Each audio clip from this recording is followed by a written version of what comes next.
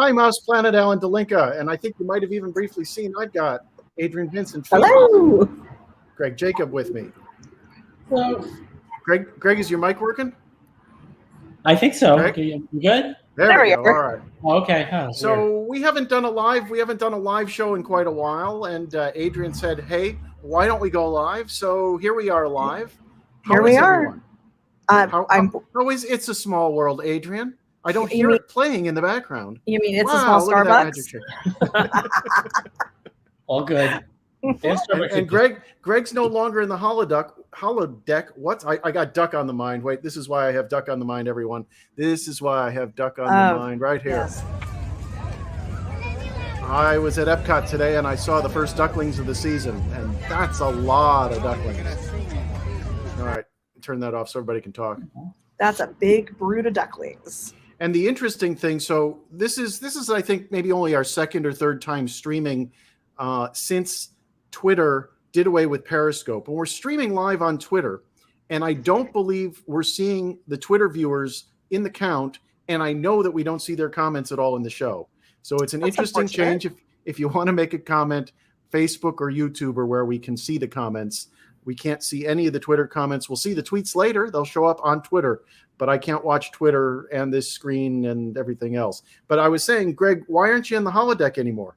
There's no more holodeck. Well, there is a holodeck, but somebody else is there. I have moved in the middle of a double moved. I have left New Jersey and decamped for Orlando, Florida, for a first stop of journey that I actually talked about in my article this week. So what's behind me is the hopefully the future Mickey room. It's a mess right now while we continue to unpack. So I will be here for a couple of months.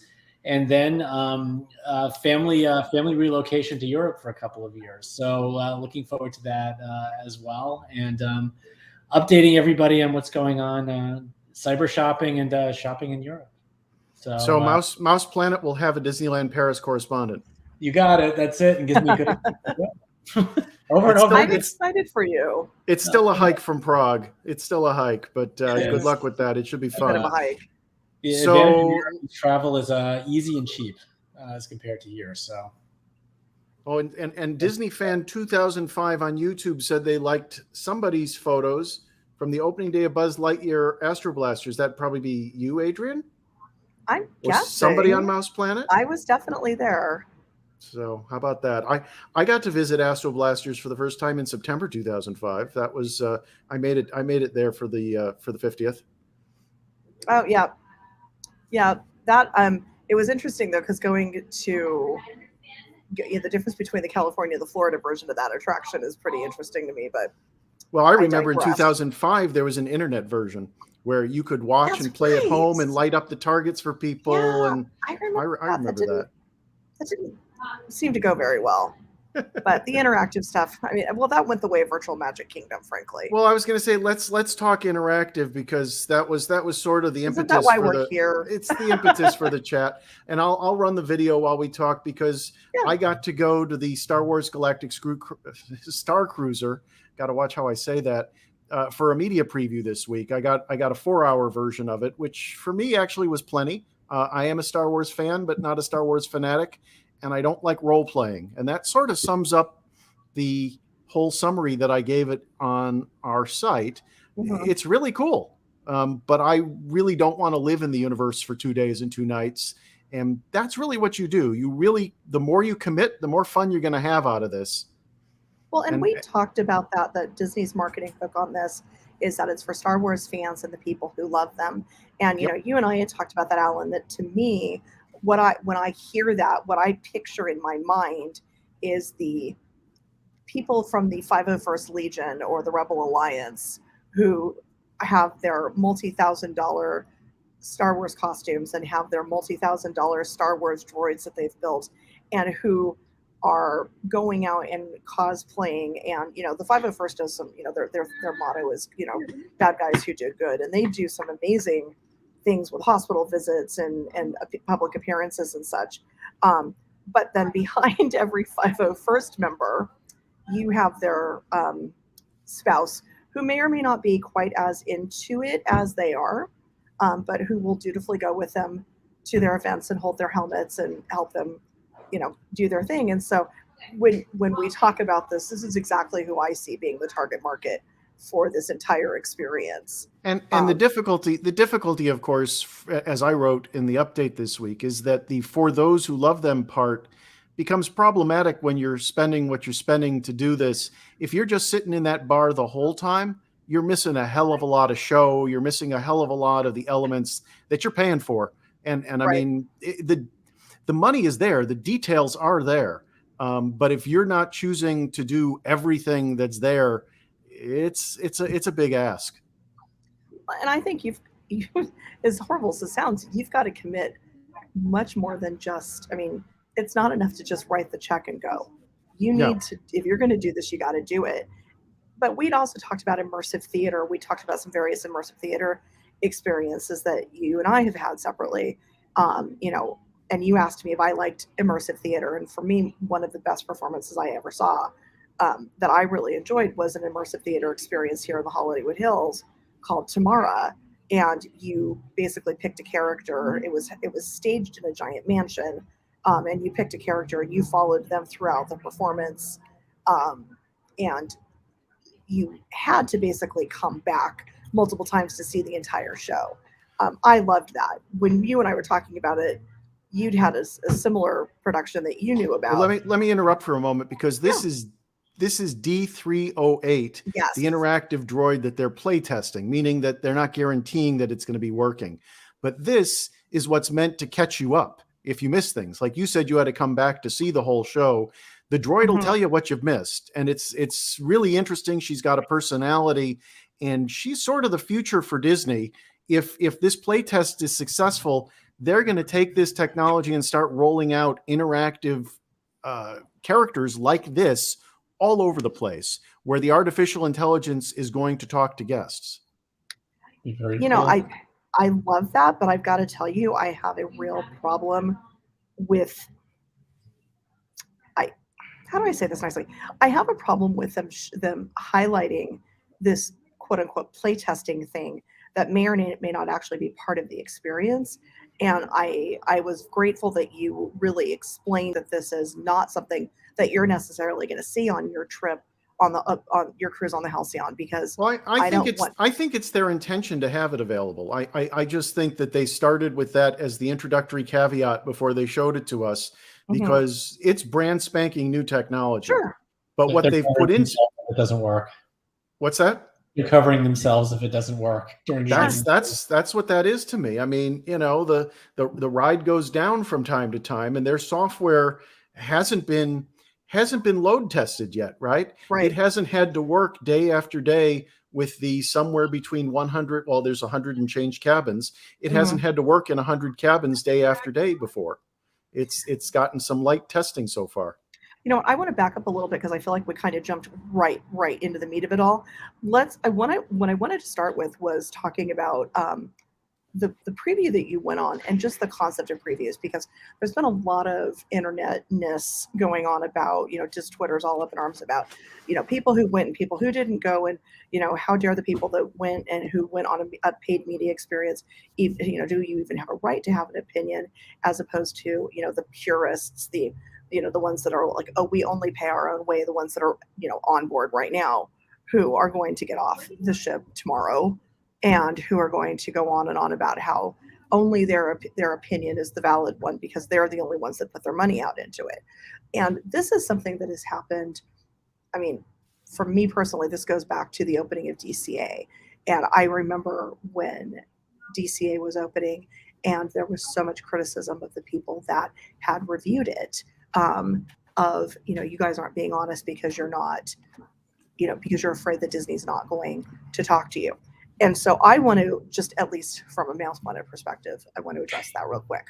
I have had conversations with Disney where Disney has called me and they have said, we just read this article that you wrote, and we're wondering if you might want to reconsider how you said XYZ. And I've said to them, is it factually inaccurate? And they've said to me, well, no, but, maybe there was a different way you could have presented it. And I've said to them, is it factually inaccurate? Well, no. Okay, then we stand by our reporting. And at one of those times, I had somebody who said to me from Disney, who said, you know, it'd be really unfortunate if, you know, we built a really great relationship, and it would be really unfortunate if we were, you know, not able to continue working together. And I said to them point blank, and this is somebody who's no longer with the company, I said to them point blank, we existed as a site for, you know, almost a decade before we ever had media credentials. We'll do just fine without them. And we're not changing the article.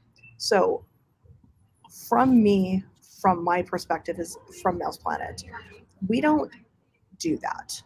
We don't play that game. There has been one experience that I have had where I was really, really, really not, you know, I went on a hosted media thing, and it was a fairly big event, and the experience was not ready for prime time yet. And the decision that we made editorially was, do we talk about this? Do we write the review? Do we not write the review? Do we write the review and trash it? What do we do here? And the decision that we made at that point was not to write a review at all.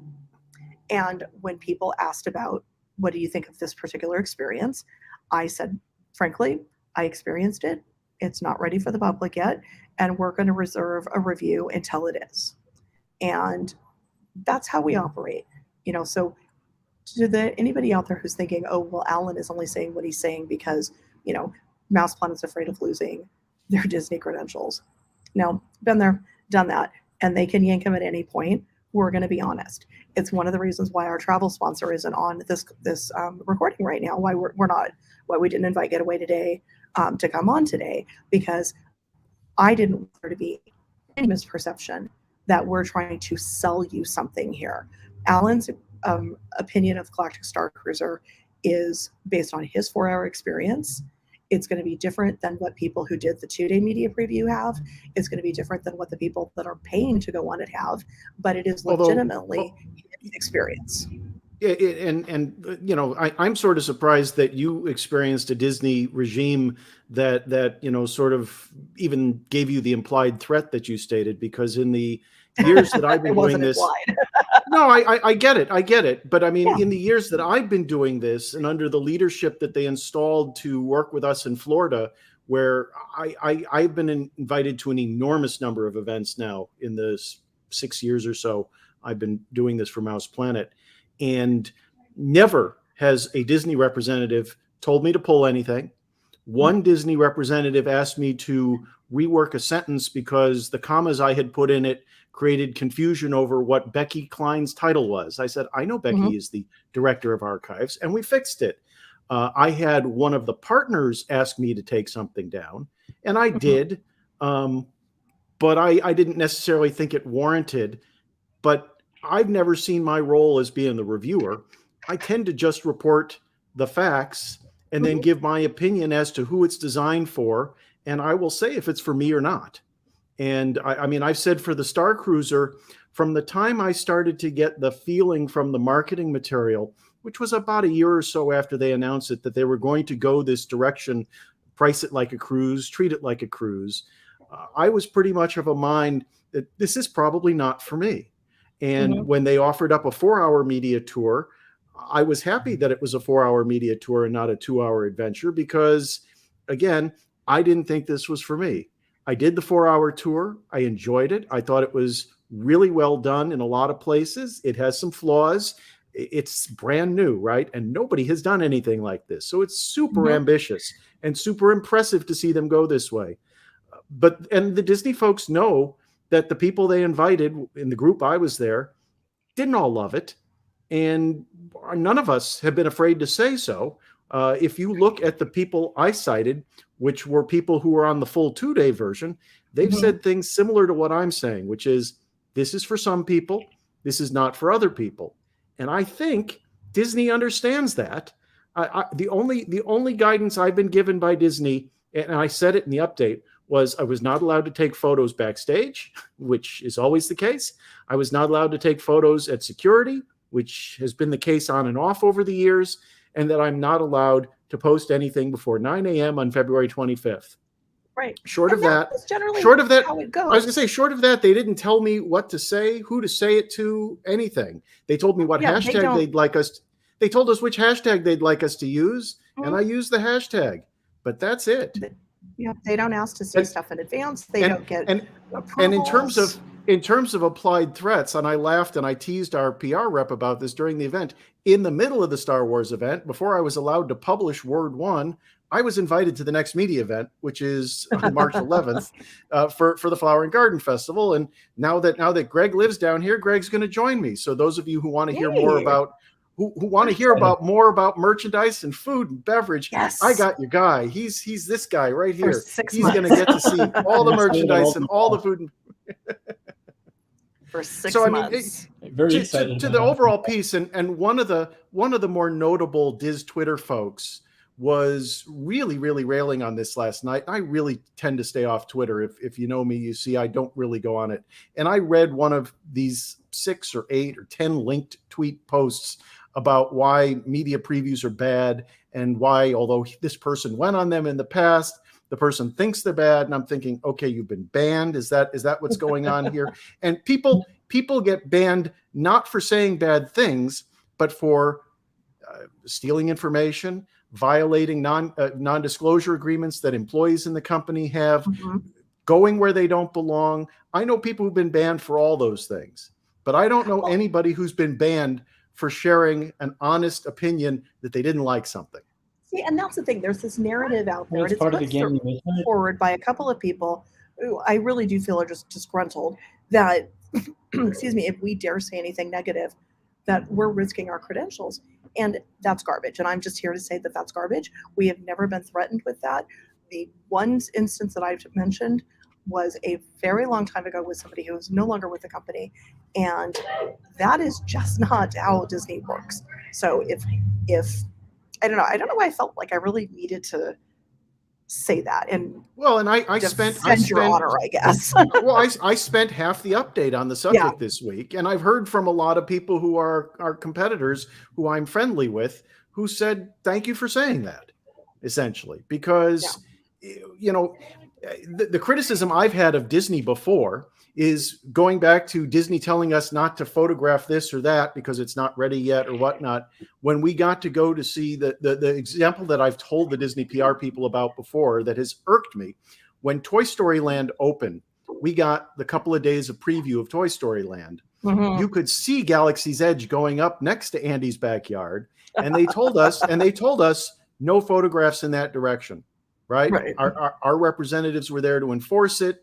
It was their mantra, and I got it because from their point of view, the story that weekend was about Toy Story Land. Sure, the Galaxy's Edge story wasn't coming for another 6-8 months, whatever it was down the road. This is not the land you're looking for. Exactly, it's not there. Don't take pictures of it. Lego toys. That's it. And the problem with that was, so not only weren't we allowed to take pictures or publish about it, we were told there'd be no soft opening of the land. They repeated this over and over and over again. No, the land is officially opening 9:00 on Tuesday or whatever it was. Right. And they put us on buses over to Coronado Springs for discussion and lunch and talking about what else was coming. And while they did that, Operation Soft opened the land. And all the people who weren't invited to go to the media events went. Right. And what did they do? They didn't cover Toy Story Land at all. They took pictures of Star Wars Galaxy's Edge and said, look what the legitimate, in quote, press isn't showing you. This is, this is why you shouldn't ever listen to them. And I said, by prohibiting us, rather than from embargoing us, saying don't do it till such and such a time, by prohibiting us, you just made us look less credible and took your story off the radar while these people said, look over there, that's the shiny thing. This isn't shiny. Right. Okay, so let's talk about this cruise you went on or didn't go on. Well, I've said I don't know if people have questions. We don't have a lot of people in our feed here. If there's questions on Twitter, I can't see them from here, as I said. I don't see anything on Twitter. Well, okay. But the interesting thing. Go ahead. Okay. Well, I was going to say, explain the experience to me. So I'm a day guest. I'm getting off the airport at, I get off my plane at the airport. And what time do we embark on the cruise? I'm assuming it's like a 4 o'clock embarkation. No, everybody it's check-in. This is a little bit different than the other resorts. Check-in is at 1 o'clock. And when you check in, as I understand it from people who did the 2-day experience, they pretty much insist on taking your luggage at the curb, right? So that you get to take the travel pod to space and your luggage takes a separate journey to space. Okay. And I think the reason for this is when you get off the elevator, when you get off the space pod, you're now in the atrium of the ship. And sure, on a cruise, you're dragging your luggage through, or you've given it to one of the porters to take to your room. Here, stuff starts happening in the atrium. If you look back on the video that I ran, I could run it again if you think it's appropriate. If you look back at the video, the Star Wars characters start appearing in the atrium from the time you arrive. And we got pretty much the same experience that other folks who took the 2-day experience got, where, you know, here we are coming up on the curb. That's where you check in at the concrete bunker. You go through this concrete hallway to get to the logo of the cruise line, and you get on the launch pod. And when you get in the launch pod, it takes you up to the ship. And when you're on the ship, you'll see characters just start showing up. And the characters are already in story. And I posted on our Facebook and Instagram, and included in the update this week, my discussion with the captain, who was more than happy to share some of her backstory with me. And when I talked to the captain, I knew details because I'd read some of the FAQs about the Halcyon, what its history was. You know, I was able to talk history of the ship with her because I knew a little bit about it, but she'll tell you. The captain's more than happy to tell you. And you see there was an alien in the room. That's one of the musicians. But I've already gone the other way with the camera there, so I'll turn it off. So you check in at 1 o'clock, and the adventure starts from the moment you get off that launch pod. How is everything in terms of, like, at what point do you go to your room? At what point are you taking your cabin?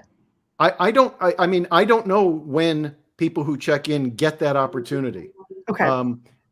I believe, sort of like on Disney Cruise Line, there's this point in time that they call muster, when the captain calls everybody together in the atrium and does basically we're going to space moment. And I showed we're going to hyperspace. And you know, during that moment, that's when the First Order arrives, and they have those characters introduced to the story, because the overall story that doesn't give any spoilers away is the First Order is really suspicious of the Halcyon, because the Halcyon keeps turning up where there are pockets of the Resistance. Surprise, surprise. And so the First Order lieutenant and his stormtroopers are trying to find out, what is it about the Halcyon? Is the Halcyon a collaborator? Is the Halcyon just sort of a hapless entity? What's going on that these Resistance pockets show up where the Halcyon shows up? And so the First Order is keeping an eye on things. And then you go into hyperspace. Okay. And then you're just on the ship for 2 days and you're doing your thing. Well, you know, it's so here's where it diverges from the experience I had versus a guest.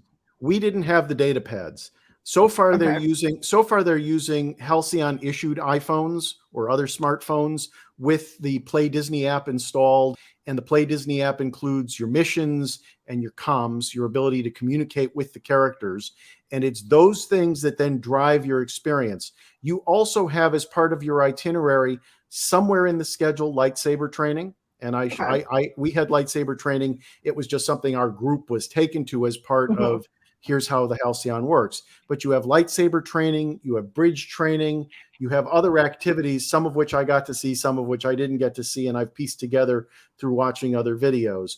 But there are specific activities that are scheduled, and there's other ones that you happen upon because you've accepted a mission in your data pad, or you've made a friend, right? You're talking to one of the First Order, you know, you're talking to the First Order officer, and he goes, "Hey, how would you like to help us out?"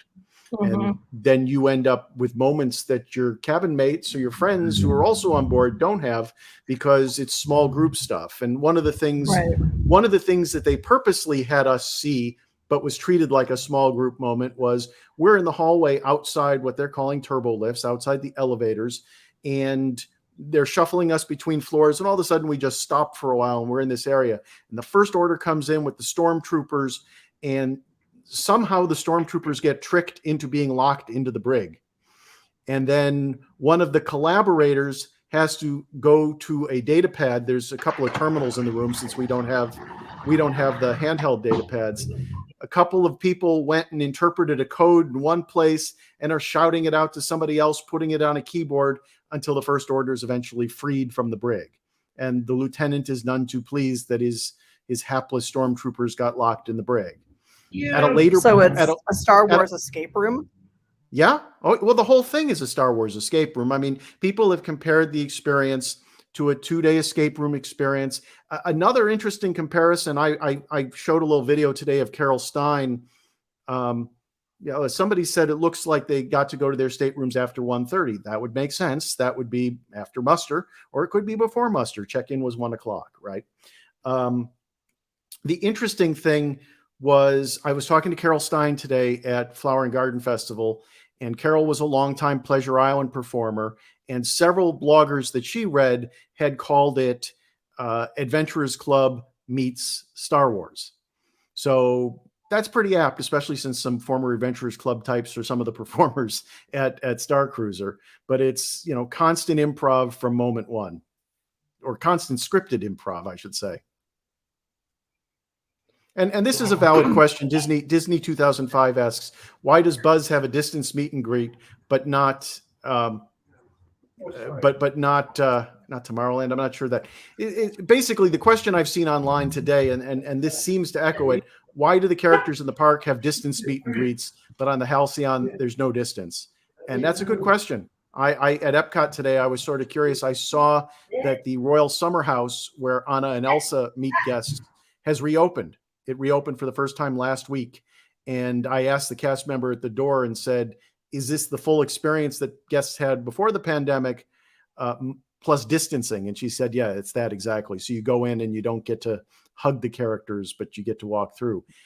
And I don't know why Disney is doing the one thing at the Halcyon and the other thing in the parks. That I don't know how you would that'll do the probably distance. What's that?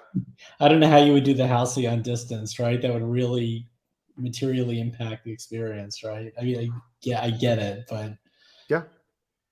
So it's interesting. And I mean, look, they dropped the mask mandate just in time for this to open, which is fascinating in and of itself, because I had thought about going masked, and a few people wore masks, but I decided after just a little while at the media event that it was sort of pointless because no one was masked. The cast, the other members of the media, I'm like, at this point, I guess I've been vaccinated, I've been boosted, and I'm going to take my chances in this environment. When they first announced this, and when they first did the video of this, I showed my kids the preview video of the Halcyon and of what the first official Imagineering video was. And I have a Star Wars obsessed 12-year-old. This kid can tell you, I mean, he is a walking IMDb of the Star Wars universe. And he was so into it. He loved it. He saw that lightsaber. The whole thing, he was so into it. And then I said to them, okay, kids, so here's the choice. You have your option here where we could either do this, and it's for 2 nights for all of us to go. We could do it for 2 nights, or we could go on a 5-day double dip to Castaway Cay. And without hesitation, it was, let's go on the cruise. They wanted to go back on the Disney Cruise Line. And this is my Star Wars obsessed kid, that even the thought of LARPing, live action role playing Star Wars for 2 days, when the cost, when the opportunity cost would be a 5-day Disney Cruise Line, it wasn't even enough to convince him. Well, and you and I talked about this, Adrian, that I was comparing it to a week at Alani in a 2-bedroom ocean view, which is my preferred vacation these days. And, I just took one of those. And the interesting thing from the DVC point chart, because that's how I would do this, I would use DVC points to do it if I were going to do it. It's a lot of DVC points. In fact, it's as many DVC points when multiplied by this year's dues that it's no cash savings at all. And so if I'm spending that many DVC points, I'd rather do something else. And I've already said, I don't want to do the live action role play for 2 weeks, 2 days, let alone 2 weeks. I don't want to do a 2-day, 2-night adventure like that. 4 hours was plenty for me. And having said that, there were times where I was like, okay, let's move on to something else now, please. You know, we did lightsaber training. I started to lose track of time. We did lightsaber training for probably a half an hour or so. And I was sort of bored of it. Okay. I get it. I understand how this works. You know, there's some special Star Wars moments that happen in there, and I could share them or not. I mean, I assume everything I've seen has already been posted on somebody's page because things were being filmed constantly. You know, the spirit of Yoda has a place aboard the Starcruiser. Let's just say that much. Doesn't the full experience include time in Batuu also? I think I read somewhere. Yeah. So day 2 of the cruise. Day 2. What's that, Greg? I read somewhere that you get some time in Batuu and that you get a lightning lane pass each for Rise of Resistance and for Smuggler's Run. You probably read that on Mouse Planet. Yes, because I did write it, and it wasn't part of the 4-hour experience that we got, but the full experience includes taking a transport, which may or may not be a box truck, depending on who you listen to. But I understand the inside is Uber themed, and that's all you see as a guest of the park. So who cares what it is on the outside? But you get in the transport vehicle and you go from the Starcruiser down to Batuu, which, if you want to talk actual distances, we're talking a up to 10-minute car ride, despite the fact it's not even a mile from where the hotel sits in the parking lot of the park to the backside of Star Wars Galaxy's Edge. In fact, as you drive up to the Starcruiser entrance to the spaceport, you see all the unthemed back of Star Wars Galaxy's Edge. And people have been yapping about that online too. You drive through the cast parking lot, you drive into the security lane and go into the secure area. And that's where you start to get some theming. There's trees that need to grow in and a lawn that'll grow in some more. But when you're back there, you're just supposed to be at a spaceport. So I assume they figure, well, it's supposed to be industrial. We're going to just leave it industrial. But yeah, on day 2, you get to go down to Batuu. And while you're down on Batuu, you keep, if you want to be in this role play mode, you keep track of your data pad because you'll have more missions. You will have missions that make what happens on Rise of the Resistance and Smuggler's Run have different meaning than you've ever understood before.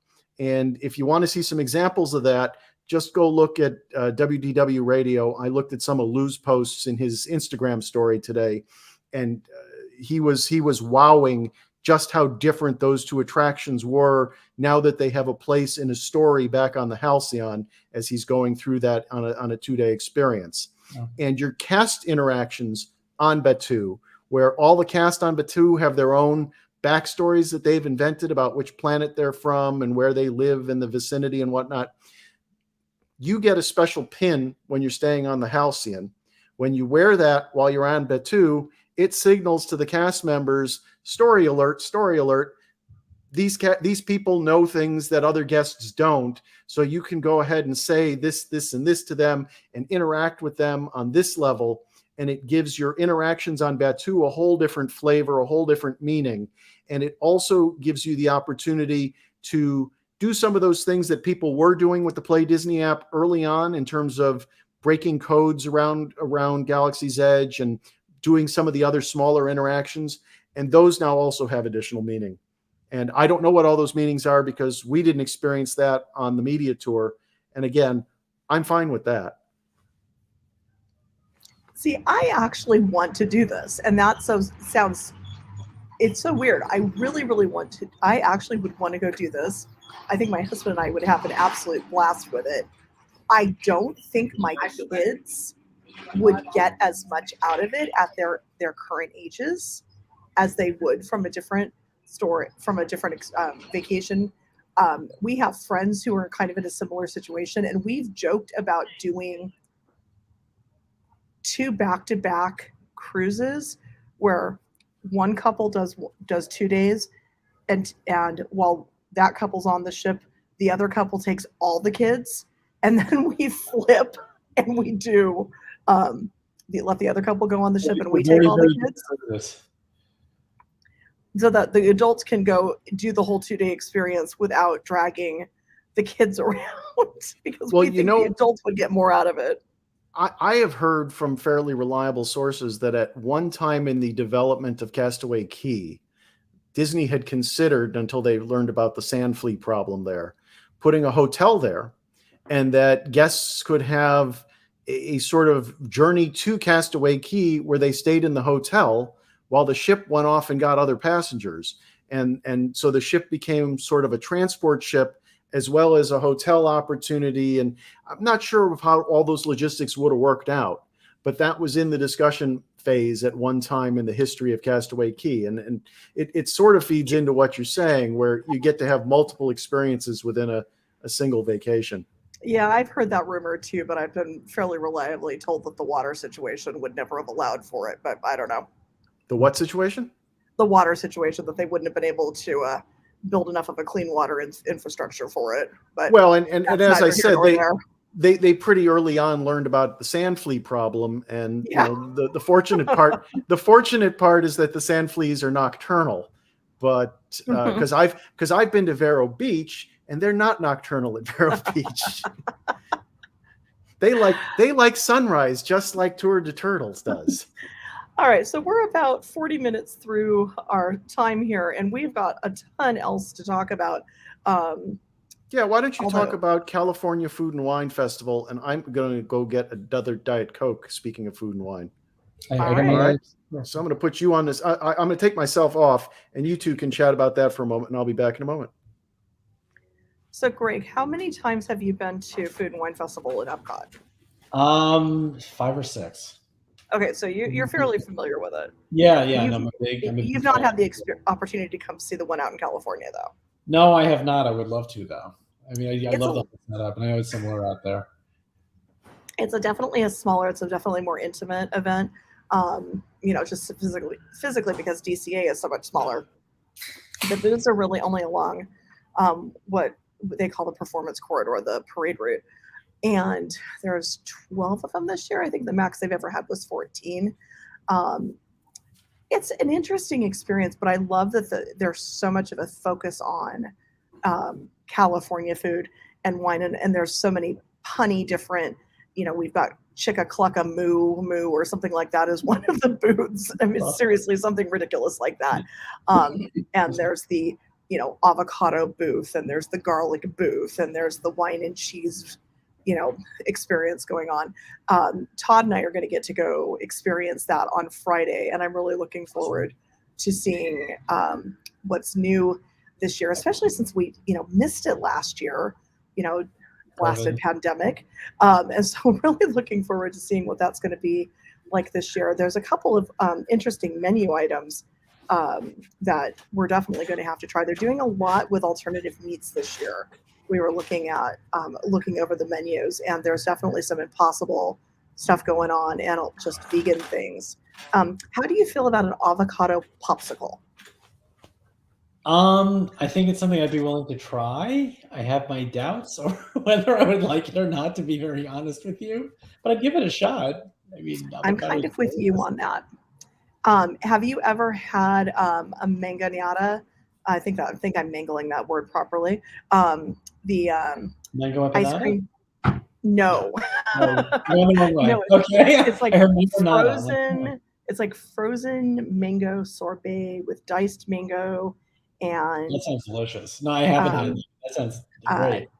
Tahini spice and chamoy spice, and oh my gosh! So they're doing a mango churro this year. That's supposed to have all of that on it. So we've got this whole junked up churro thing going right now, where we've had s'mores churros, and we've had apple pie filling churros, and we've got junked up churros is kind of the thing going on right now.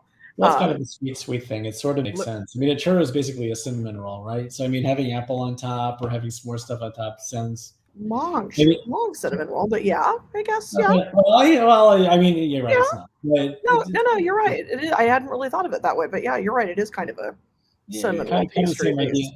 I mean, for me, the sweeter the better. That's just me. Junkie. But it sounds great, But you hear. I know sweet and savory is very in, but some of those combos work and some of them don't.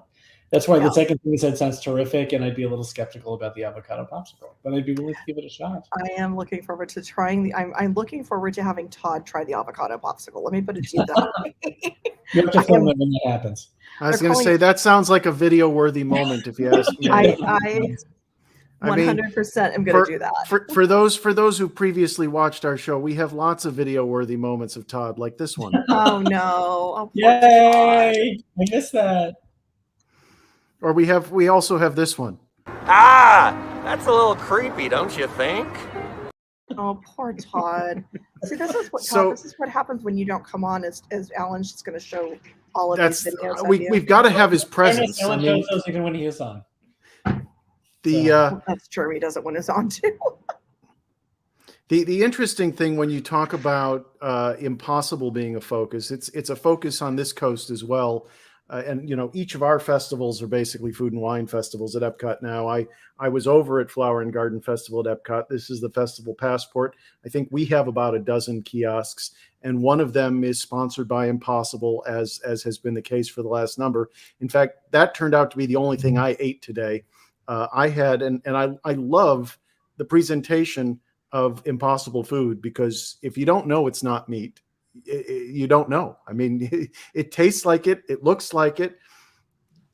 Could you guess that that's all plant-based? Oh, that looks good, actually.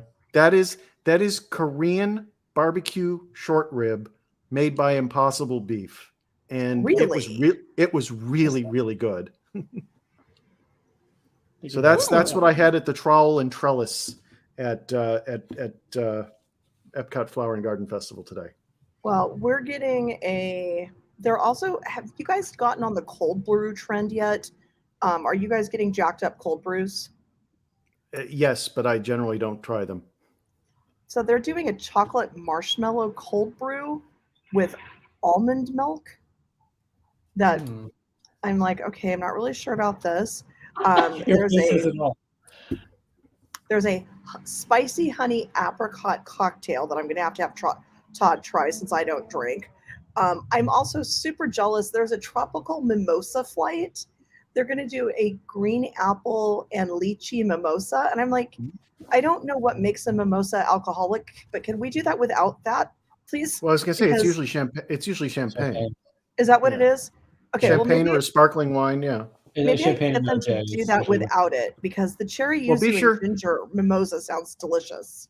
Be sure to get me good footage of that. On the Gary Meyer show, we call his show a digital mimosa. So having Todd consuming a digital mimosa on a great video, I might have a new opening for Gary's show in store. What about a blueberry buttermilk pie? Does that sound good? Potential. Does sound good. Okay. The beverage that was super popular here at Festival of the Arts, and several friends tried it, I did not, was a deconstructed apple pie. It was a beverage, and it was non-alcoholic too, which is interesting. Okay, I would be curious about that. I'm looking forward. There's a ruby grapefruit sparkling beverage that is one of the non-alcoholic offerings that I'm looking forward to. Oh, Cluck-a-Doodle Moo. That's the name of the booth. Cluck-a-Doodle Moo. So other than, for those of us who haven't made it out to the West Coast for the Food and Wine Festival, are there other elements to the festival other than the kiosks serving food and beverage? There's the kiosks. There's some food demonstrations with Disney chefs and some celebrity chefs. And there's something brand new this year that I'm actually really looking forward to. We've always had something called the Junior Chef Program, which is basically Goofy's Cooking School, Goofy's Baking School. And they use a Magic Disney oven to bake chocolate chip cookies. And it's been something that they've been doing for years. I mean, Junior Chef's been around for 15, 20 years. And they bring it out for different iterations. It used to actually be a daily offering over at the Plaza Inn at Disneyland. And now they just break it out for Food and Wine Festival. But this year, they're they're tying into Alice's Wonderland Bakery at the new Disney Channel show, or the new Disney Junior show, and they're doing a cupcake decorating activity with Minnie Mouse as the surprise guest. And I'm really looking forward to that. That I think is going to be super popular. And they've just, that'll debut on Friday, so we'll get a chance of what that looks like. We also do, in California, they also offer a lot of wine and spirit seminars, and they are added cost seminars. I want to say they're $20 or $25 a piece, and you take them with the winemakers or the representatives from the different spirit companies, and those are a weekend thing, and those are always really, really popular. There used to be something here, and I know that they had it in Florida for a while too, called Sweet Sundays, which was basically a brunch dessert event with a really well-known baker, and they've discontinued those events, and I'm really sad about that. They also have the Napa Rose Cooking School, where for a lot of money, you could take a Saturday cooking class with Chef Andrew Sutton and his crew. My husband did that 2 years in a row and learned so much from him. And unfortunately, they've stopped offering that program, and I'm really disappointed. I was hoping that would come back. And what's interesting here in Florida is I haven't seen a lot of announcements of our side programs. They have, like, for our Food and Wine Festival, the Senses Festival for the Senses, or Taste for the Senses, the big party in the tent that they charge a lot of money for. And for Flower and Garden Festival, they would have artists or floral specialists and people who would do wine tastings to accompany. And I haven't seen a lot of announcements like that, which is interesting, because we're in this middle spot where they're no longer calling our festivals taste of festivals. They're full-fledged festivals. The Garden Rocks concert series is coming back this year, although the big acts are only on the weekends, Friday through Monday. The other acts are all local acts. But it's interesting to hear you say some of these things have come back in California and others have not.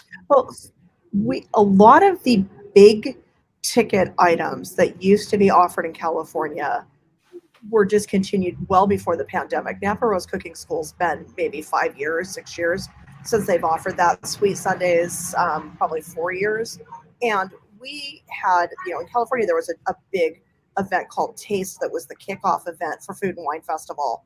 And that was discontinued, I want to say 3 years ago, when it was supposed to happen. And then they just canceled it and refunded everybody's money that had purchased tickets to it.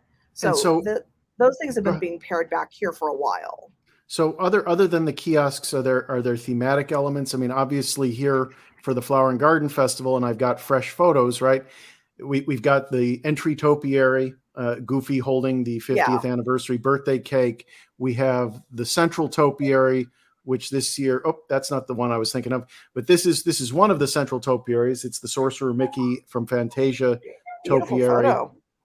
And we have the central topiary in the middle of the border between Old Future World, which doesn't exist anymore, and World Showcase. No, there will be a couple. I mean, there will be some. There's a beer garden area that gets set up, and there's going to be, a photo op at the entrance. They always do something like that. But no, it's not quite as elaborately themed as that. So we get obviously the flowers, and they've put 50s in the flowers. We don't even have a running monorail right now because of demolition in downtown Disney. Well, but you do have a floral Minnie Mouse, I read. We do have a floral Minnie Mouse. That's right. It just they did it overnight. And I do not even have, I've got the official press photo of it somewhere. But yeah, we do have a floral Minnie Mouse, and it's the first time in the park's 67-year history that they've converted the Mickey into a Minnie. So that was kind of interesting. And this month, Disney is celebrating women's history, women's involvement in business, and women's involvement in culture. And so I guess it's certainly fitting that Minnie is feted in that way. Here, we do have the modern Snow White topiary this year, and then all the dwarves have finally been upgraded, including the guy in the Coca-Cola shirt who got in the way when I going to take this video. But all the dwarves. That's Floppy the dwarf. He's a stumpy. All the dwarves are highly Nice. detailed now. Yeah. We've got, let's see, big announcement 2 weeks ago was that the nighttime spectaculars are all coming back, and that includes what I will now forever call the zombie parade, the Main Street Electrical Parade, because it does not matter how many times they kill that parade off, it's just going to keep coming back.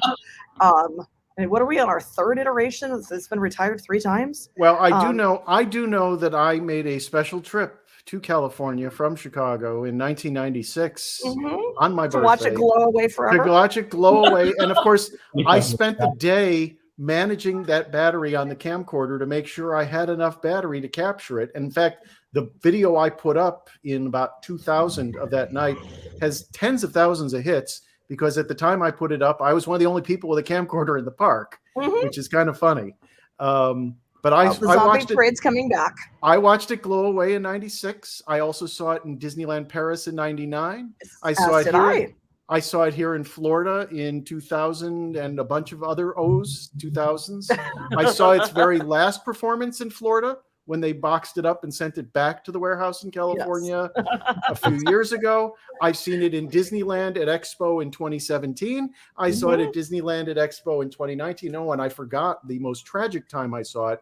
I saw it when I was stuck in California after 9/11, when I was there for business, and I was at Disney's apostrophe S California Adventure on September 12th, 2001. Did it still have the apostrophe then? Yes. Yes, it would have. Yes, I can't remember when we lost the apostrophe.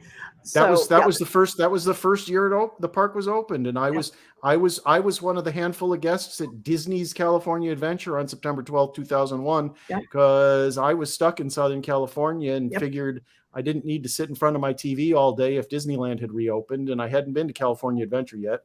I was there for the official Disneyana convention that year. And I flew home. It was great. I loved it. But I flew home on September 9th. So was that in California that year? It was that was the 1 year it was in California. Yeah, every other year it was in Florida. But it was a Disney family reunion was the theme. Yeah. Well, so the zombie parade's coming back, but the zombie parade is getting a new finale float. So instead of the less patriotic, more Disney. Less patriotic, more Disney bacon. Pixar. We always called that the patriotic bacon float. It looked like. Oh yeah. Well, when I went to Disneyland Paris, the patriotic float didn't come down Main Street either. The parade ended with Pete's Dragon. Yes.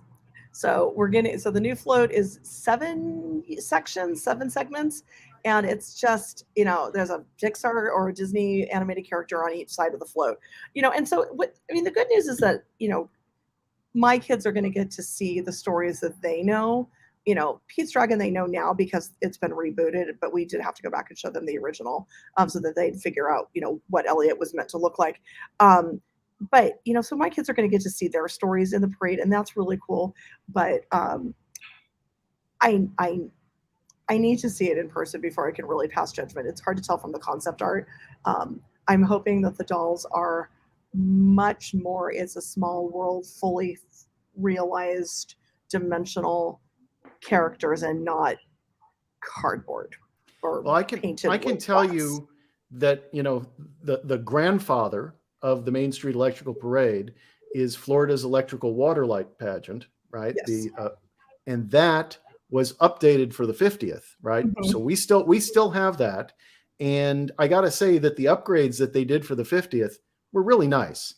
The treatment of putting the 50th logo on one of the floats and let the magic happen. I don't even know the name of the song because I haven't heard it ad nauseum, because unlike what the corporate representatives are saying, and here I can be critical of the company again, at least this annual pass holder is going to the park much less now under the reservation and new Genie Plus system than I ever did before the pandemic. And that's a factor of the pandemic, and it's a factor of the reservation system and just how crowded the parks are. Yeah, I go a lot less now, unfortunately, too, because of the reservations. I think they want those spots reserved for the people coming in from wherever that are going to spend tons of money on food and hotels and everybody else. But apparently on the last earnings call they said that annual pass holders are coming as often as ever, and I don't have empirical data to support that other than the anecdotes of myself and my friends who are all going less. Because I used to go 3 to 5 times a week since it's next door to my house. And now I typically go 3 to 5 times a month, if that. I am a new annual pass holder. I have it in the past, and I just bought the only one that was allowed to buy, which is Pixie Dust Pass for weekdays. Aww, Pixie Dust. I know. I'm going to try to run over there as many times as I can while I'm down the street. Oh. Well, here, Greg. This is what the fireworks look like. Wait, why won't it load? They're the fireworks, which I viewed from the TTC, because I've only been in the park to see the fireworks once. That was the night you were here, Adrian. Here they also are from the TTC dock. Mm-hmm. And I have what Adrian likes to call, which is very fitting with what's behind her, Mary Blair's lobby.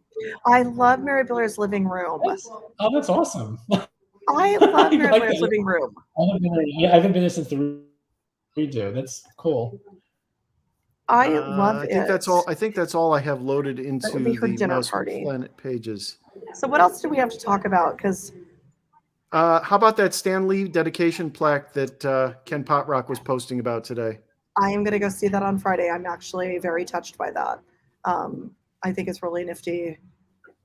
I wish they'd done that when the land opened. I'm not sure what the holdup on that was, but it was probably stuck on a boat. Everything is stuck on a boat right now. It's probably true. And I mean, for me, because I'm not a huge Marvel fan, I still appreciate it because we got to see Stan Lee at the 2017 or 17, I think it was, Expo, riding in that little car when after they named him a Disney legend. Yeah, I'm really touched by that. I think it's nifty. But speaking of Disney legends, I'm going to make my campaign here again that John Williams needs to be made a Disney legend. And I said as much. I said as much to a particular Imagineer who I'm going to leave nameless because it was a completely off the record conversation since I cornered him in the hallway. But you gave a gender. I cornered her in the hallway. But I think John Williams is an essential part of Star Wars. He's an essential part of a lot of things Disney because of that. And the fact that he's not a legend, I keep scratching my head.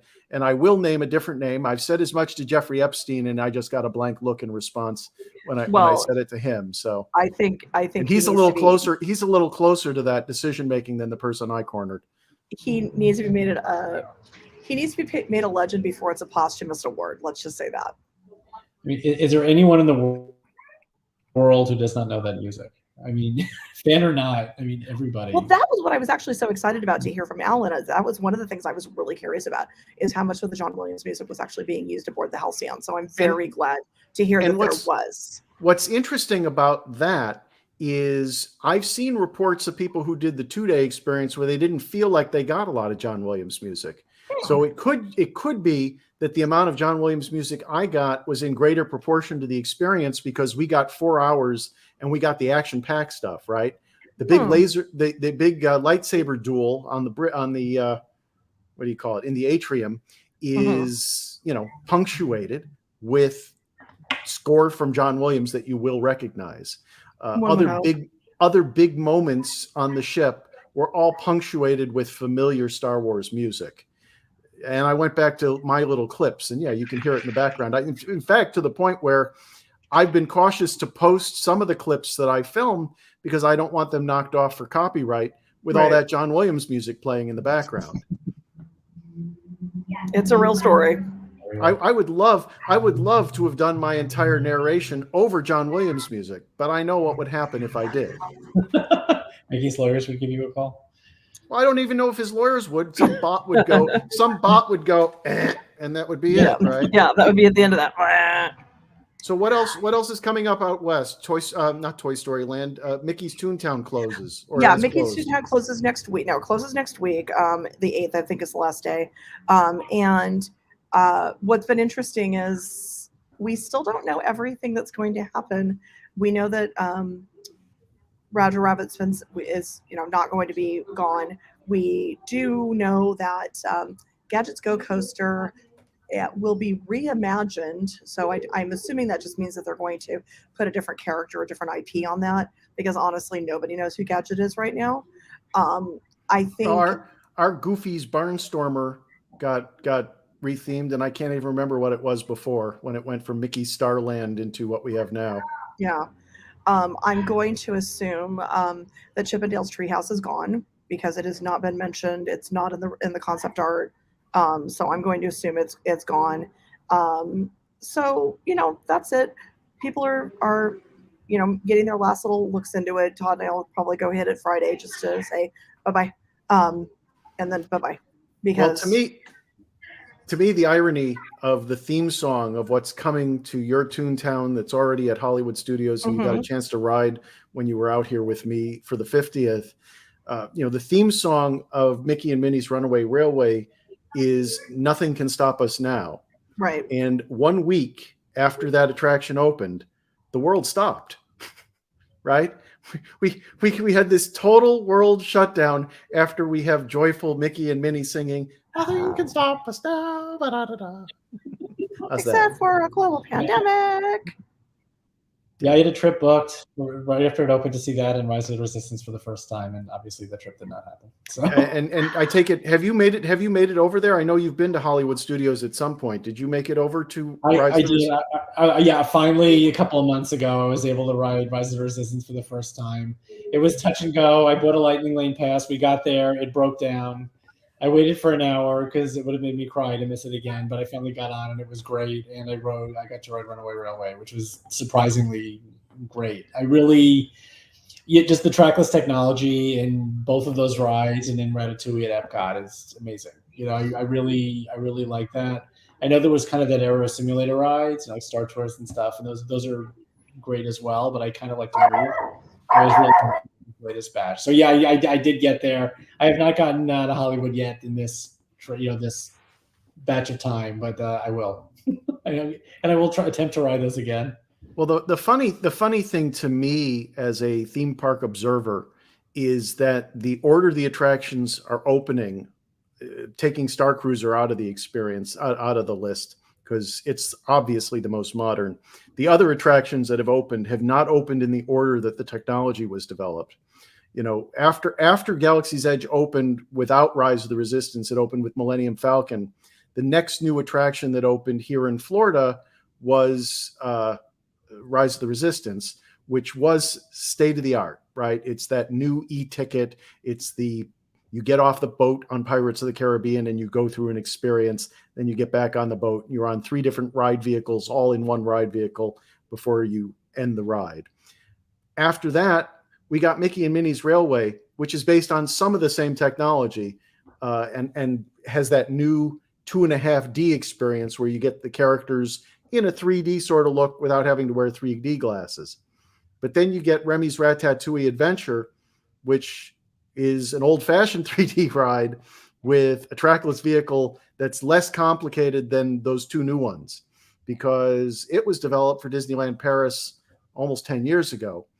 So it's older tech, but it's our newest ride here in Florida until Guardians opens, which may be soon given some of the publicity materials that have come out this week. And the quickly deleted tweets, you mean? Yeah. Right. And, well, but the official Zach Ridley stuff is showing just the state of completion of the ride area, and they're clearly very far along there. Yeah. It looks amazing. Yeah. And I imagine where you and I stood, Adrian, when we got to stand under the track inside the Gravity building is now strictly off limits to everyone as cars are probably whizzing by rather than. Yeah, I know. I still can't believe we got to do that. That was pretty cool. That was pretty cool.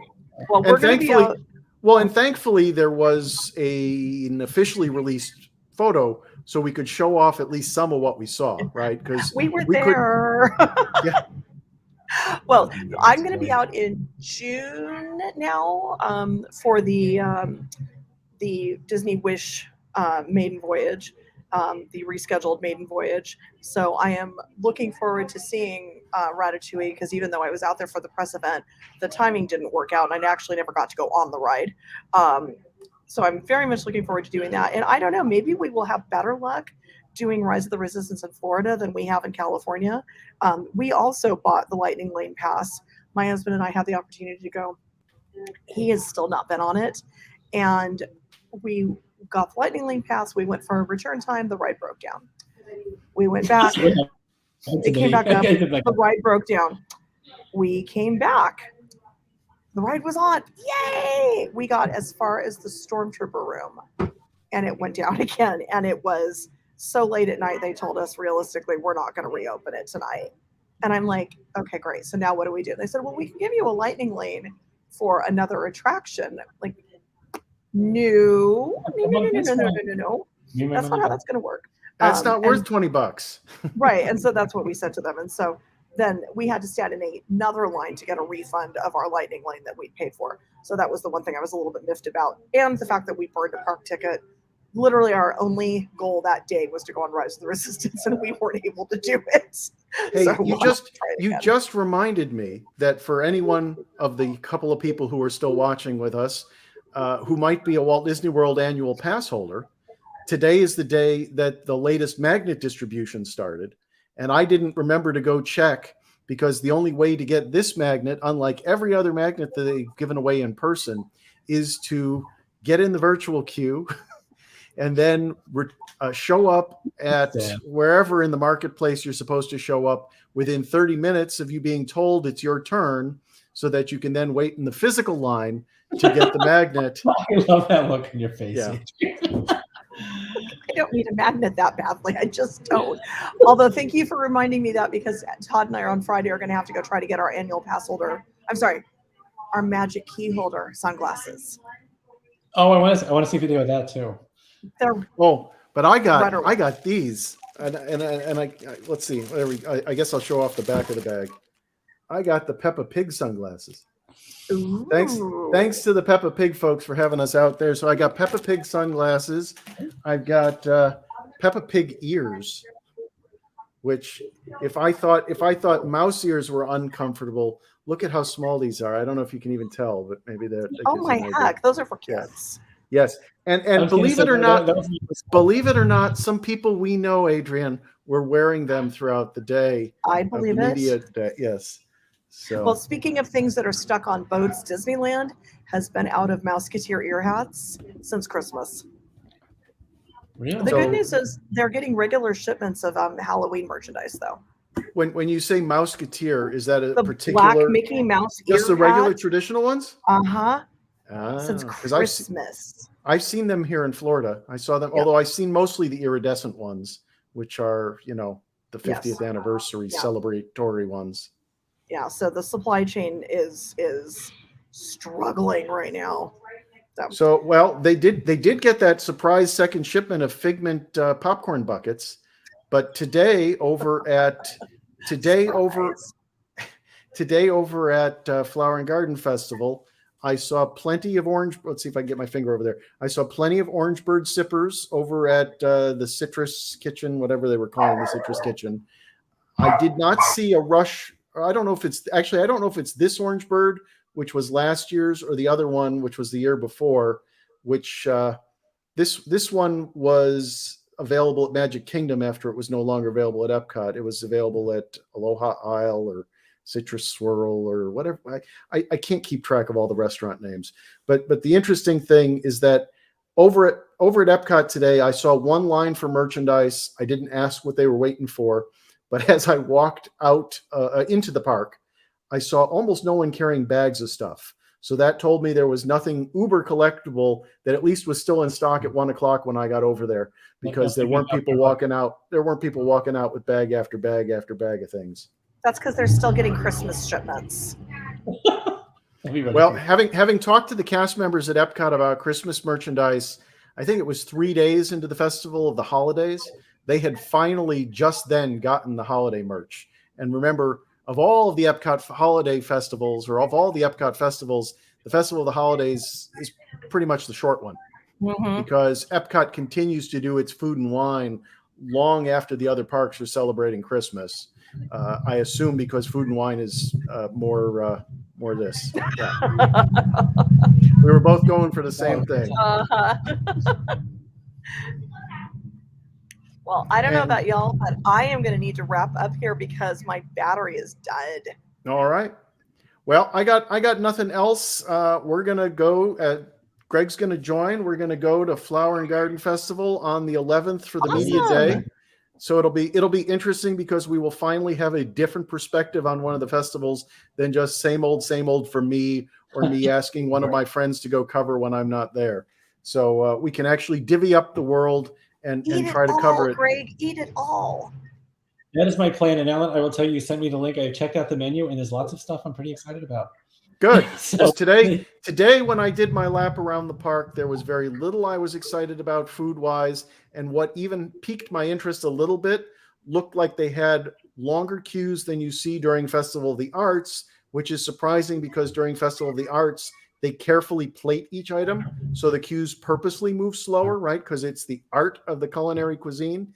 This is a little bit more, I'm not going to be pleasant in saying it, slop it on the plate and serve it, right?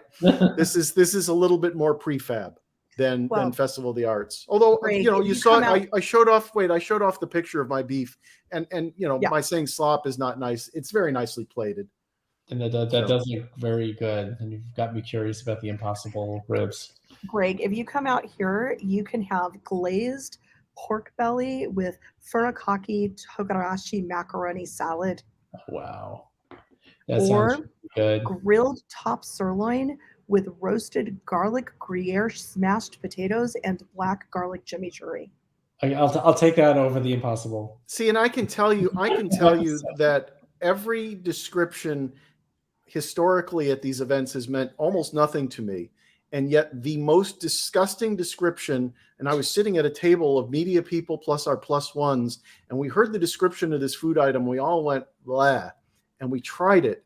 And it was one of the absolute best things I've eaten at any media event, to the point where I went to that kiosk 4 or 5 times during the course of that festival for it. It was a vegan chili that was absolutely beyond amazing in its flavor and texture and appearance, to the point where the cast were actually drawing Mickey Mouse in whatever the fake sour cream was as a dollop thing on the top. So taking the descriptions is not always worth face value with the Disney food here in Florida. Can't speak for California. But then again, I'm not a foodie, so there's not a whole lot that I'm going to get my teeth into, so to speak. or at least wait in line for. Well, on a future episode, we can discuss Disney Cruise Lines in unfortunate naming of foods. It's what happens when you give mostly Indian chefs menu ideas without really describing to them what exactly it is that they're cooking. And you end up with such wonderful things as sushi made with Uncle Ben's rice stuck together with honey because it wasn't sticky enough and topped with smoked salmon. And you end up with what they called chimichurris, but we were pretty sure were actually taquitos smothered in something one doesn't want to talk about. We'll talk about that. If you need a recommendation for a vegan sushi restaurant in Honolulu, my college friend who lives on Oahu gave me that recommendation, and it was probably I don't like sushi, by the way. It was probably the best meal I had on the Hawaiian Islands during my 3 weeks there this past fall. Nice. So the other point of interest is if folks want to really see interesting food, go follow the foodies on the Starcruiser, because they've gone all out in the appearance of the food. Yeah, so far the reviews have not been stellar. The little plates that we only got samplers, and then we got evacuated as part of the story, not for an actual emergency. we got little samplers, and the samplers were tasty, but nothing particularly special. So anyway, let's sign off. Adrian says her battery's dying, and thanks for joining Greg, us. so good to see you. Oh, good to see you, Greg. Good to see you, Adrian. And until next time, we're going to say we'll see you at MousePlanet.com. We'll see you on the socials on Friday. Bye. Bye.